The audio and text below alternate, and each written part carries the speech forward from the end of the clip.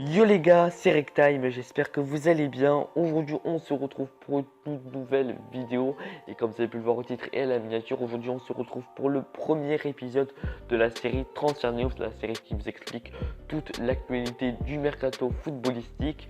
Aujourd'hui les gars, on se retrouve pour le premier épisode et aujourd'hui ça va être un épisode très intéressant avec pas mal d'actualités étant donné que ça fait désormais les gars, à l'heure où je vous parle, 11 heures que le marché des transferts vient d'ouvrir ses portes.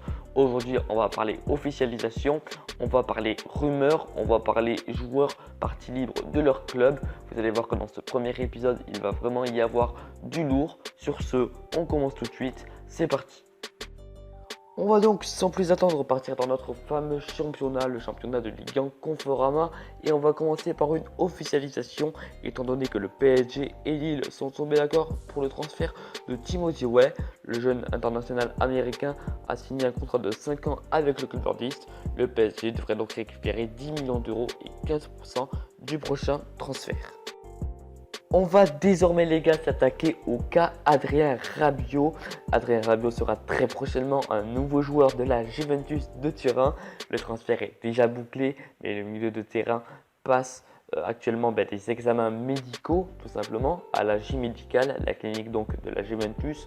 Une visite médicale qui, je le rappelle, est indispensable pour procéder à l'officialisation qui devrait avoir lieu dans les prochaines heures à suivre.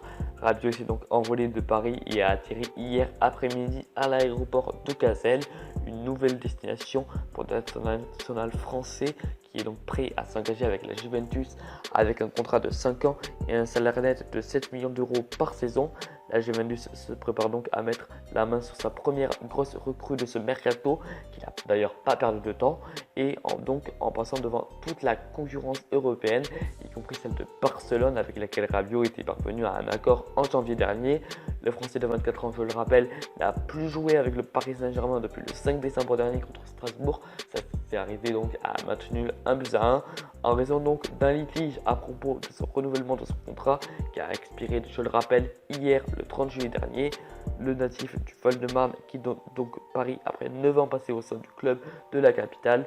Une nouvelle aventure l'attend avec un défi clair en tête, remporté bien évidemment à la Champions League aux côtés du très grand Cristiano Ronaldo.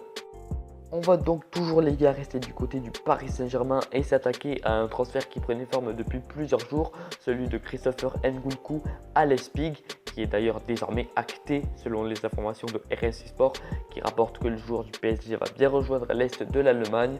Sans perspective dans la capitale française, le joueur de 21 ans va quitter son club formateur pour s'engager pour 5 ans avec le club allemand. Une opération qui va donc rapporter 15 millions d'euros au club francilien. Conjugué au départ de Lo Celso, Weah, Diaby et Krychowiak, ce transfert devrait permettre au club de la capitale de boucler l'exercice financier 2018-2019 à l'équilibre avec déjà près de 70 millions de ventes. Cela fait désormais un an que Gianluigi Buffon est arrivé au Paris Saint-Germain, mais c'est cependant vrai, Gianluigi Buffon se prépare à faire son retour à la Juventus, une idée qui est née dans les derniers jours et qui a depuis mûri. L'ancien gardien du PSG nécessite entre autres des certitudes en matière de vestiaire.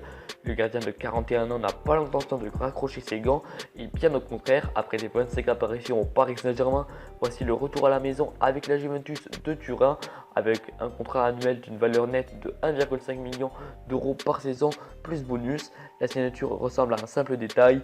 La Juventus s'efforce de trouver un point de chute pour Mathia Perrin prêt à quitter les Bianconeri pour jouer avec plus de continuité.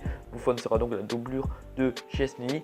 Buffon se prépare aussi à faire l'expérience d'une nouvelle parenthèse concentrée uniquement sur le terrain de jeu. C'est prématuré, mais l'hypothèse d'un rôle de gestion est possible. En bref, ce chemin sera décidé éventuellement en cours de route. La certitude à ce jour est la suivante, c'est que Buffon retournera à la Juventus aux côtés de Cristiano Ronaldo et peut-être même de Adrien Rabiot, son ancien coéquipier du Paris Saint-Germain. Toujours du côté du Paris Saint-Germain, Bonucci serait dans le viseur du club de la capitale. Le nouveau directeur sportif du Paris Saint-Germain, Leonardo, a enregistré des contacts directs avec ceux qui s'occupent des intérêts du numéro 19 actuel de la Juventus, Leonardo Bonucci. Pas une offensive, mais simplement un moyen de clarifier la situation.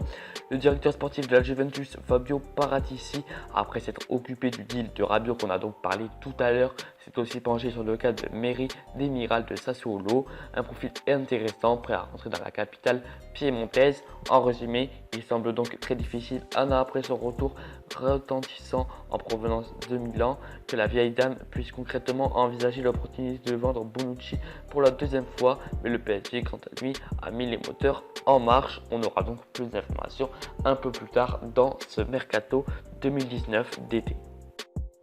Désormais, nous n'allons plus parler du Paris Saint-Germain ni de Marseille, mais bien de l'Olympique Lyonnais, étant donné qu'un accord OL-Tottenham aurait été trouvé pour le transfert de Ndombele.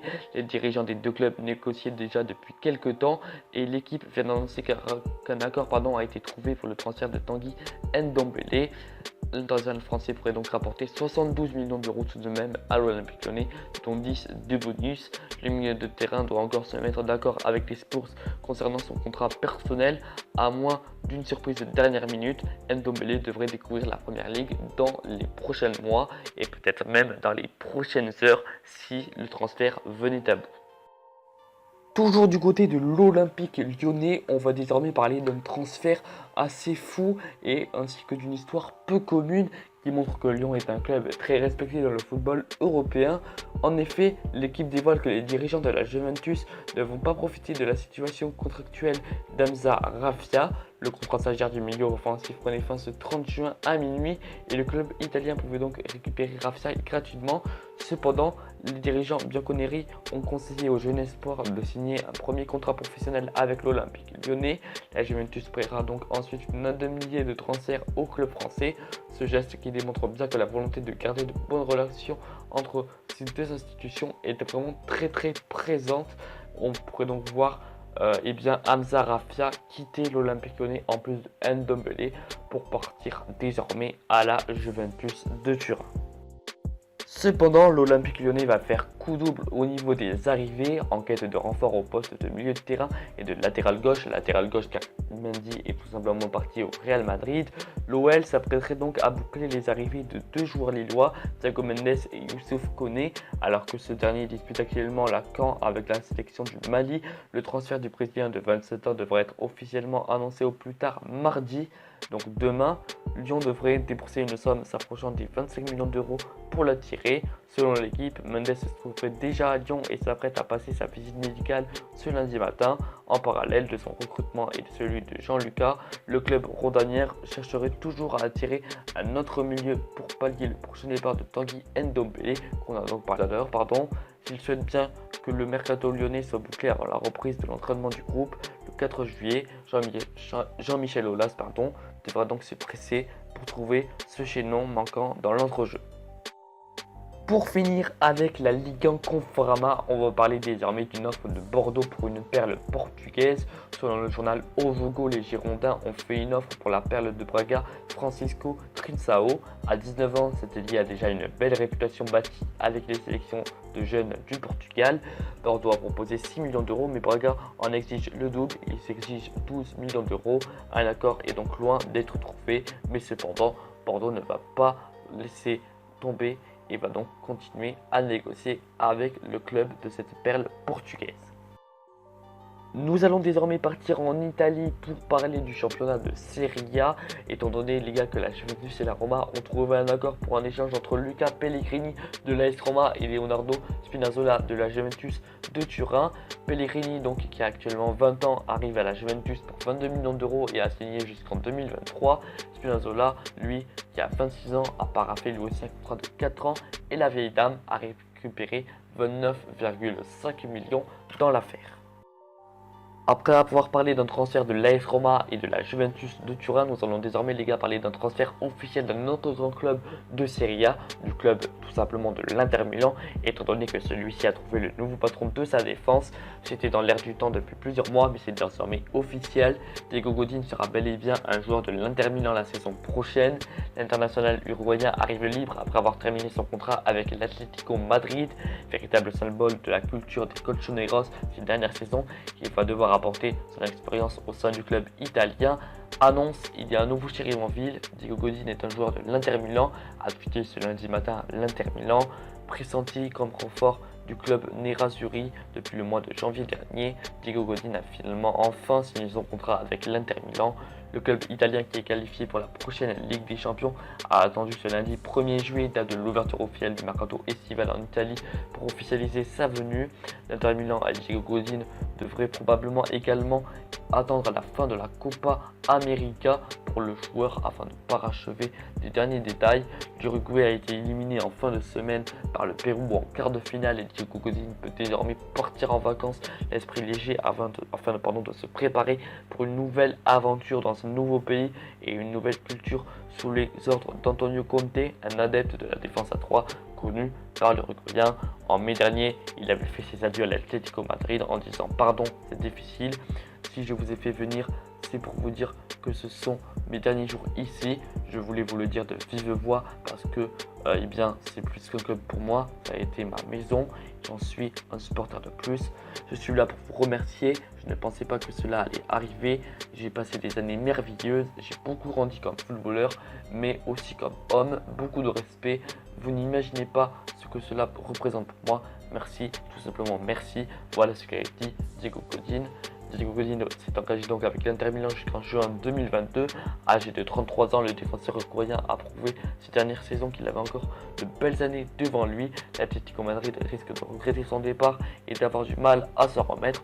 Notamment, je pense actuellement à Antoine Griezmann qui était un très bon ami à Diego Godin. Du côté de l'Inter Milan, c'est une excellente nouvelle qui risque de donner le sourire aux supporters du club. Pour finir avec le championnat italien, on va parler désormais d'une officialisation, celle de Manolas à Naples. En effet, la Roma vient d'annoncer le départ de Kostas Manolas, le défenseur grec qui va donc rejoindre Naples, qui a payé le montant de la clause libératoire s'élevant à 36 millions d'euros. Son association avec Kalidou Koulibaly en défense centrale fait déjà saliver les supporters et moi aussi très franchement, car pour moi, Koulibaly et Manolas sont pour moi les deux meilleurs défenseurs centraux de Serie A. Franchement, on ne va pas se le cacher, le mercato italien commence très fort.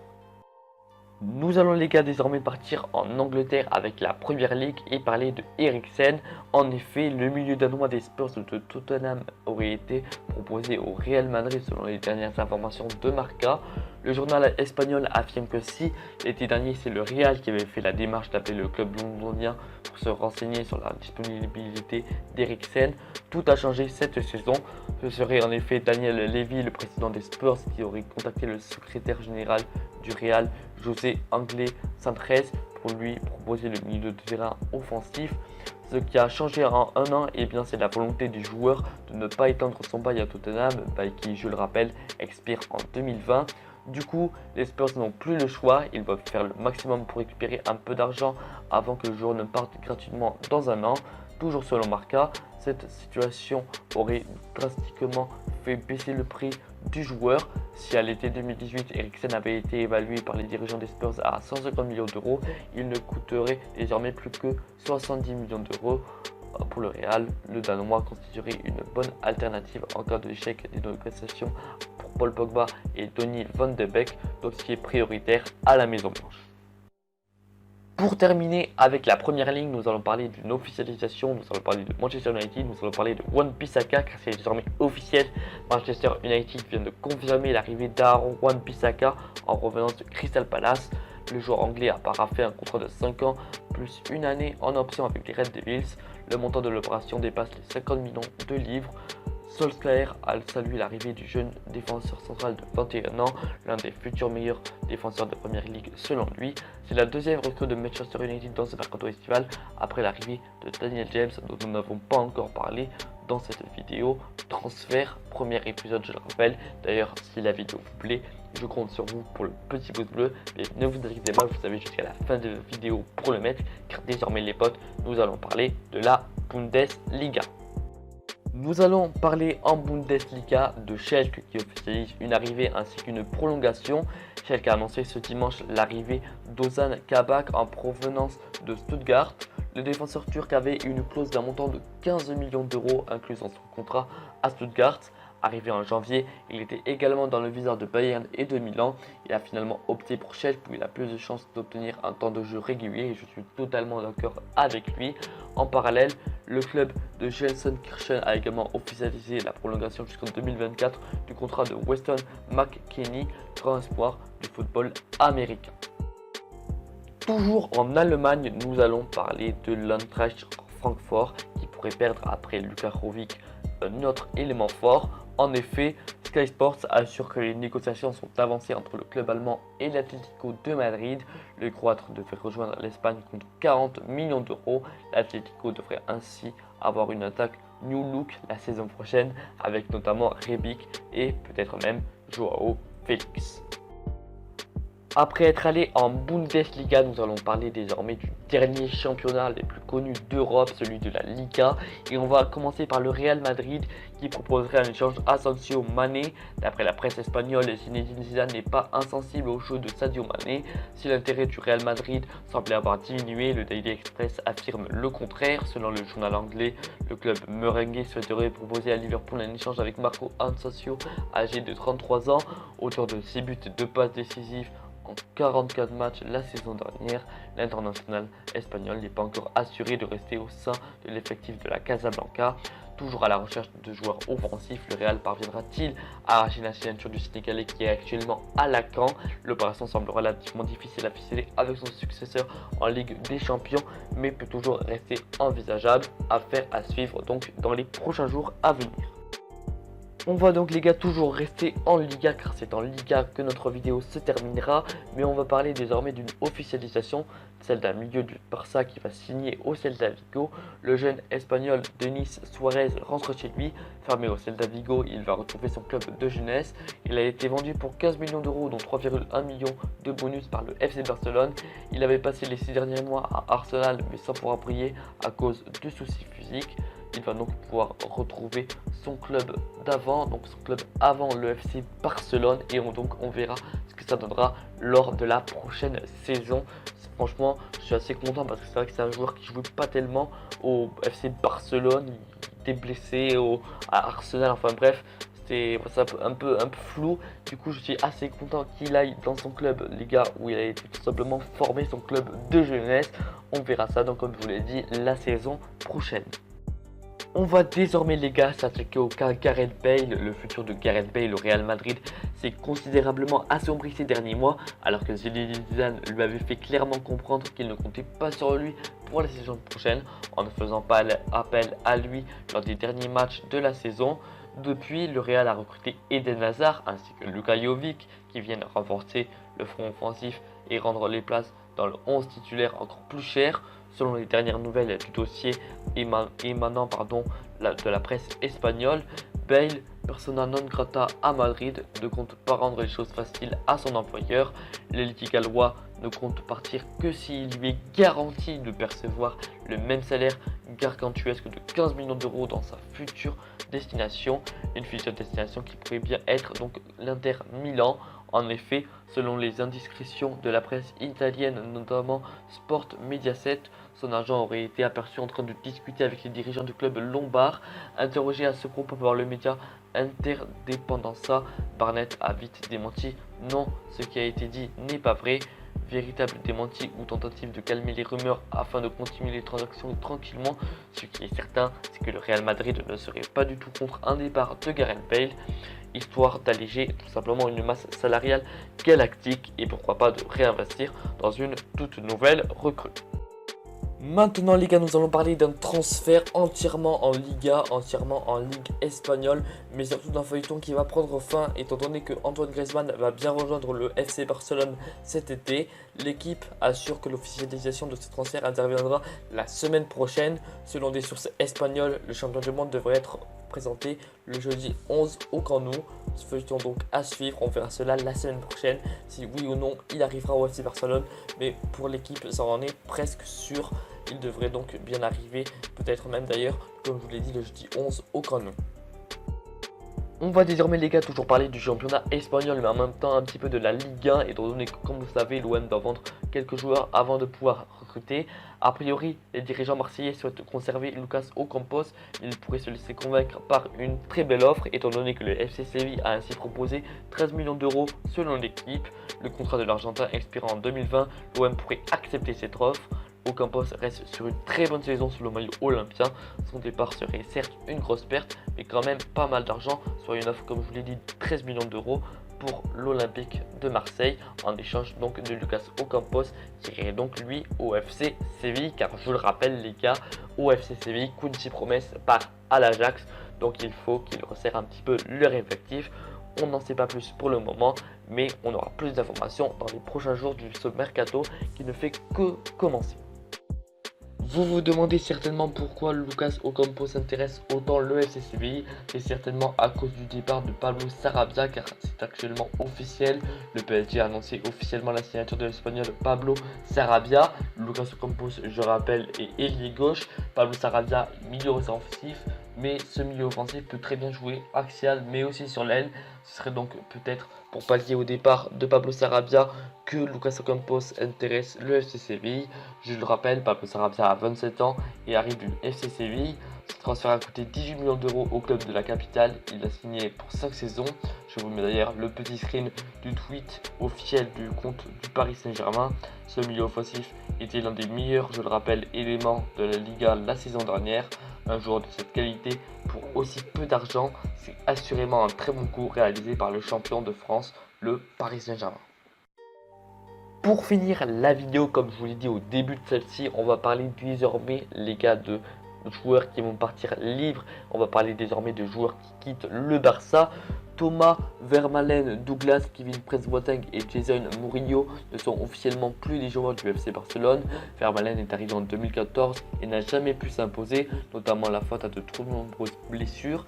Il a surtout joué lors de la première saison d'Ernesto Valverde, mais n'a pas pu être plus régulier dans ses performances avant de disparaître de la circulation. Douglas, lui, quant à lui, a été l'un des pires transferts de l'histoire du Barça et colle encore à la peau d'Andoni Zubizarreta. 5 ans après sa signature et plusieurs prêts, Sporting, Benfica, Sivasspor, le Brésilien quitte la Catalogne en fin de contrat. Prêtés respectivement par Sassuolo et Valence, Boateng et Murillo sont restés des énigmes et n'ont jamais compris pourquoi ils n'avaient rejoint le club Blaugrana en janvier. Ils ont chacun disputé 4 matchs, 303 minutes pour le Ghanéen et ainsi qu'à 293 minutes pour le Colombien. Voilà donc les 4 joueurs qui partiront libres dès aujourd'hui. La vidéo touche donc à sa fin, j'espère qu'elle vous aura plu. Si c'est le cas, je compte sur vous pour le pouce bleu, d'autant plus que la vidéo m'a pris beaucoup de temps à réaliser, notamment au niveau du montage, donc je compte sur vous pour exposer la barre des pouces bleus. Je compte aussi évidemment sur vous pour vous abonner, ça fait toujours plaisir. Et puis moi les potes, sur ce, je vous dis à très vite pour une nouvelle vidéo. C'était Rectime, ciao et à la prochaine.